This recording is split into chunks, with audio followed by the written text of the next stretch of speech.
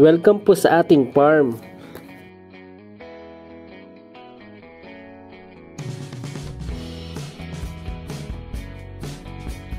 Dito, pinag-uusapan yung mga topic sa farm na bihira ma-mention at pag-usapan.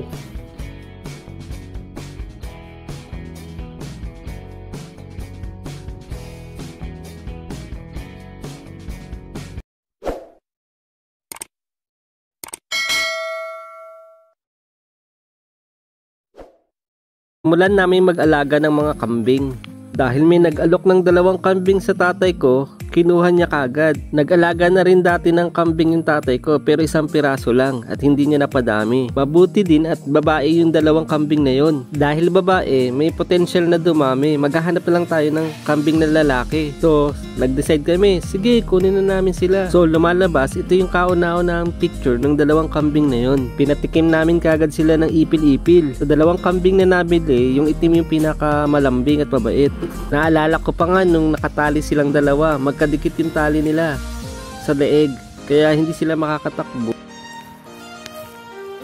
Tapos dinagdagan pa namin ng 1. Bumili kami galing sa munisipyo. Galing sa municipal agriculture, binili namin siya.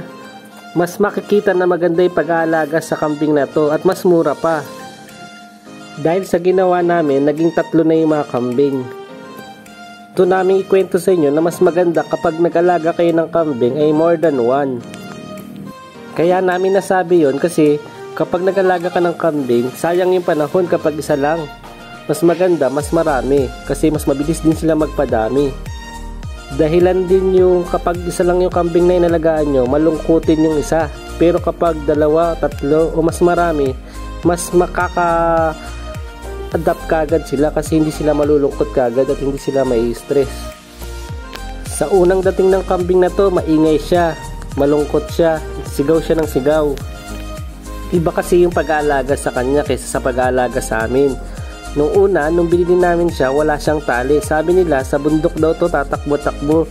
Ganun daw yung ginawa ng DA para mas maging komportable yung mga alaga nilang kambing. Dahil pangatlong kambing pa lang namin to, hindi pa namin siya nakakawalan. Bagamat itatali siya kasama yung 2 naunang nabili. Sa pag-aalaga ng kambing, kailangan madami na kagad. Hindi pwedeng pa isa-isa lang kasi magiging malungkot nga yung kambing. Yung mga kambing ay parang mga baka, herd animal sila. Ibig sabihin, nagugrupo-grupo yung mga kambing. Kahit mas malaki siya sa 2, hindi niya ipopwersa na kumain kagad doon sa grupo ng mga 2 kambing. Diba, sabi nga po namin galing siya sa bundok, so medyo mailap pa yung 1 kambing. At yung 2 batang kambing ay parang mga siga, sila muna yung unang kakain bago yung bagong bili. Tapang yan. Kayang-kaya. Pero darating din yung panahon, magiging pinuno din yan o kaya lalaban din yan. Kapag nasanay na po yung kambing na yan, magiging maayos na yung grupo nila at magsasama-sama na sila. Sa video na yan, makikita nyo na naging maayos din yung pagsasama-sama ng mga kambing.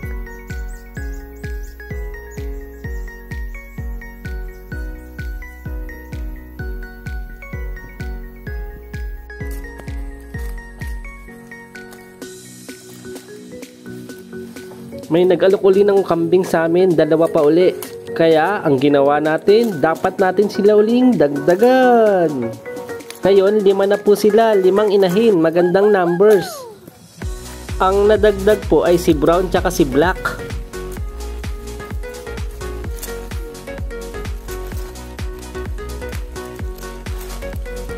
Wala sa kanila, pararamihin po natin yung mga herd animals namin na kambing.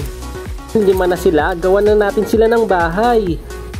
Ganito po yung munting bahay na ginawa namin. Ito po yung nagsilbing bahay ng mga kambing na tuwing uulan at malakas ang hangin ay hindi sila giginawin. Dinadala namin sila ng iba't ibang klase ng dahon at puno. Pinatitikim sa kanila at titignan kung kakainin nila. At kapag nagustuhan, ibibigay. Para siguradong dadami, nang hiram na rin kami ng lalaking kambing.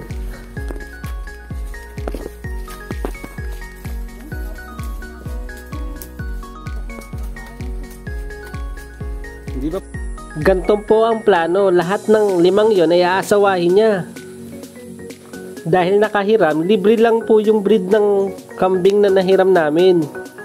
Magpo-focus na lang tayo sa pagpapataba sa kanila at pagkakaroon ng magandang pamilya. 1 buwan lang yung pagkakahiram namin sa kanya, kaya kailangan mabuntis niya na lahat yun.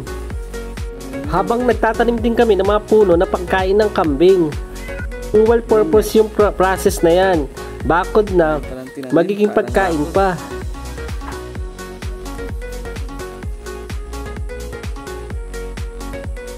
Bilis lang ang panahon at mabubuntis niya din yung mga kambing namin. Keep it going. A few months later, meron na tayong mga batang kambing. Ito yung tinatawag naming first fruit, unang bunga ng mga kambing. Babae yung unang anak, ibig sabihin mas lalo silang dadami. Kambal po yung sumunod na mga anak. Ang sumunod na anak ay lalaki parehas.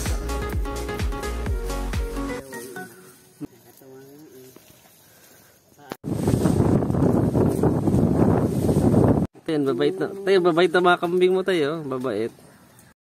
Sipagan nyo lang kumuha ng pagkain ng kambing. Yung pangatlong kambing, brown din ang anak.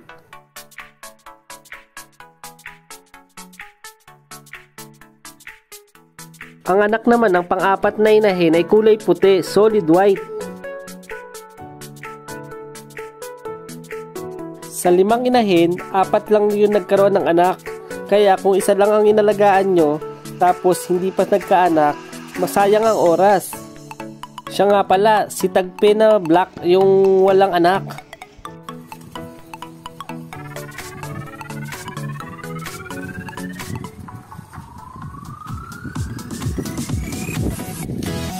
Ang saya-saya magpadami ng kambing. Kung bibilangin, 5 inahin, 5 rin yung naging anak. Bagaman may isang walang anak, meron naman na isang inahin na mayroong doble na anak. In total, 10 na yung kambing.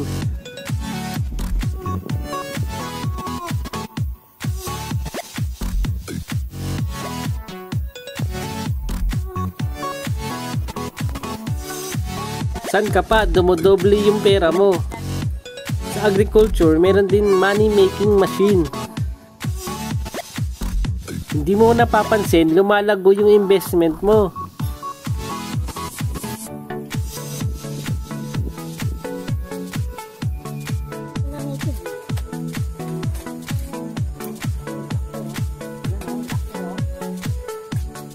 Tapos nagbawas din kami ng 3. Siyempre po, excited din kaming kumita, kaya nagbenta kagad kami ng 3 kambing. Nagbenta po kami ng 3 lalaking kambing. Iniiwasan po namin ibenta yung mga babae kasi sila po yung nagpapadami at sila yung magpaparami sa aming mga kambing. Siyempre, hindi masasabing negosyo kapag hindi kumikita.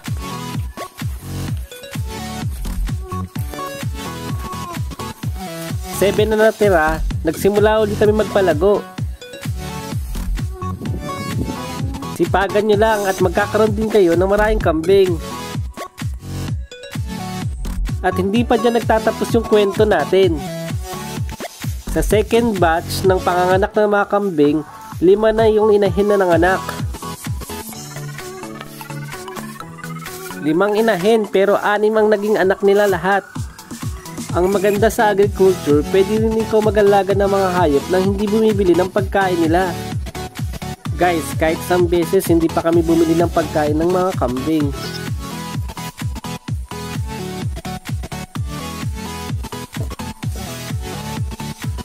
Pero ang resulta, dumadami.